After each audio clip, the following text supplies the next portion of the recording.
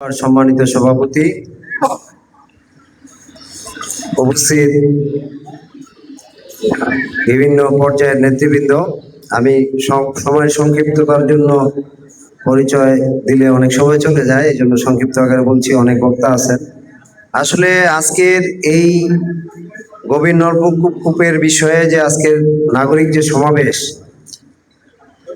এবং এই জাতীয় নাগরিক সমস্যা নিয়ে আমাদের সবার পরিচিত মুখ অ্যাডভোকেট মাহবুবুর রহমান ইসমাইল, বিশিষ্ট শ্রমিক নেতা, দীর্ঘদিন যাবৎ নাগরিক সমস্যা নিয়ে কাজ করছেন। বিশেষ করে ওয়াসা বিষয়ে উনি অনেক আগে থেকে ওতপ্রোতভাবে জড়িত। এই নিয়ে বিভিন্ন মিছিল, মিটিং, সমাবেশ, মামলা, হামলা অনেক কিছু ওনার মাধ্যমে, ওনার নেতৃত্বে সংগঠিত হয়েছে।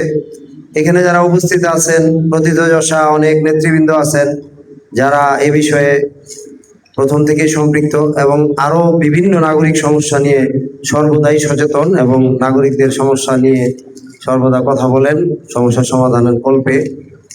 আজকে গভীর নলকূপের যে বিষয়টা, নাগরিক সমাবেশের জন্য একত্রিত সকলে আমরা হয়েছি।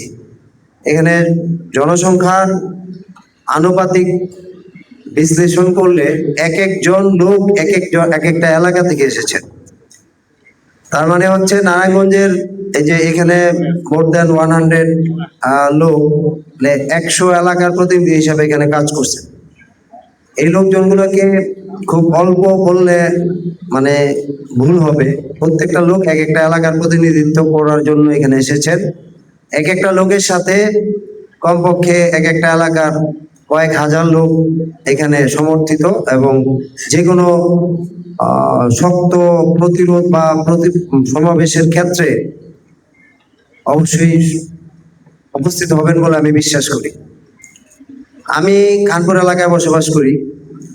আমার বাসায় দীর্ঘদিন যাবৎ ওয়াসার পানি বাজে অবস্থা, সবাই আপনারা জানেন। আমি একটা নলকূপ প্রতিষ্ঠা করে আমার এলাকায় প্রায় প্রতিদিন 400-500 লোক পানি নেয়। আমি মানুষের হাহাকার দেখি। যেসব মহিলারা বাসার বাইরে বোরকা ছাড়া আসে না, সেসব মা বোনেরা একটা গেলেন একটা কলসি নিয়ে এই সুপেয় পানির জন্য, কারণ ওয়াসার পানির যে অবস্থা, একটা মানুষ হাত মুখ ধুতে পারে না, খাওয়া তো দূরের কথা, রান্না বান্না তো দূরের কথা। এবং এর মাধ্যমে কি পরিমাণ রোগ সৃষ্টি হচ্ছে কল্পনার বাইরে। পানিবাহিত রোগ সবচেয়ে বেশি বাংলাদেশে, খাদ্য এবং পানিবাহিত। এই খাদ্য নিরাপত্তা এবং পানি, এই দুইটা প্রত্যেকটা দেশের নাগরিকের একটা অধিকার, অথচ আমরা এটা থেকে বঞ্চিত হচ্ছি বারংবার। আমাদের কোনো যেমন অভিভাবক নাই, কোনো গার্ডিয়ান নাই, কোনো কর্তৃপক্ষ নাই এই জিনিসগুলো নিয়ে চিন্তা করার। খালি ট্যাক্স দাও, টাকা দাও, খালি দেশের এটা সেটা অনেক কিছু। তা আমি আমার জীবন নিয়েই শঙ্কিত, আমি কি ট্যাক্স দেবো? এই নারায়ণগঞ্জের ট্যাক্স দিয়ে বাংলাদেশের সিংহভাগ রাজস্ব আহরিত হয়, অথচ এই নারায়ণগঞ্জে আমাদের নাগরিক অধিকার সবচেয়ে বেশি অবহেলিত আমরা, রাস্তাঘাট সবকিছুতে। এই বিষয়টা আমি সংশ্লিষ্ট কর্তৃপক্ষের দৃষ্টি আকর্ষণ করব।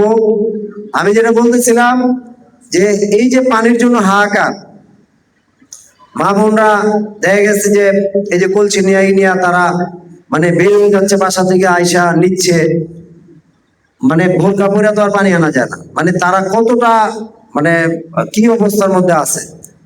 অনেক চাকরিজীবী আছে গার্মেন্টসে যারা যায়, তারা একটা টাইমিং এ আমি আগে পানি দিতাম, এখন আইসা বলে যে আমরা তো গার্মেন্টসে থাকি, সকালে চলে যাই, আমরা আস্তে আস্তে তো রাত্রে হয়ে যায়, আপনি যদি একটু রাত্রে পানি দিতেন। এখন আমি 24 ঘন্টা করে দিচ্ছি।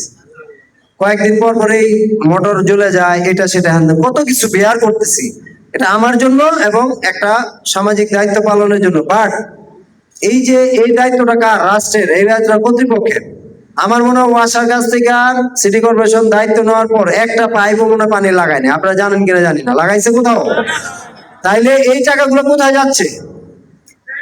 কোথায় যাচ্ছে এই টাকাগুলো? আমার প্রশ্ন হচ্ছে যে আপনারা পাইপগুলো ঠিক করেন, আপনারা যে সমস্ত পানি শোধনাগার গুলো আছে সেগুলি ঠিক করেন, সুপেয় পানি দেন, যা খুশি তা করেন, আমাদের 1 টাকার জায়গায় 2 টাকা নেন, আফসোস নাই। আমরা অন্তত জানে বাঁচতে পারবো, শান্তিতে সুস্থ অবস্থায় জীবনযাপন করার জন্য একটু চেষ্টা বা একটু, হায়াত তো আল্লাহর কাছে, কিন্তু অন্তত সুস্থভাবে বাঁচার জন্য তো চেষ্টাটা করতে হবে। এই ব্যবস্থাটা তো আপনারা করে দিবেন। সুতরাং আমি আর বক্তব্য দীর্ঘায়িত করবো না। আমি এটুকু বলতে চাই যে আজকে গভীর নলকূপের বিষয়ে যে ধরনের কার্যক্রম আপনারা গ্রহণ করতে যাচ্ছেন, আজকের এই সমাবেশ একটা মেসেজ। এই মেসেজটা আপনারা হালকাভাবে নেবেন না।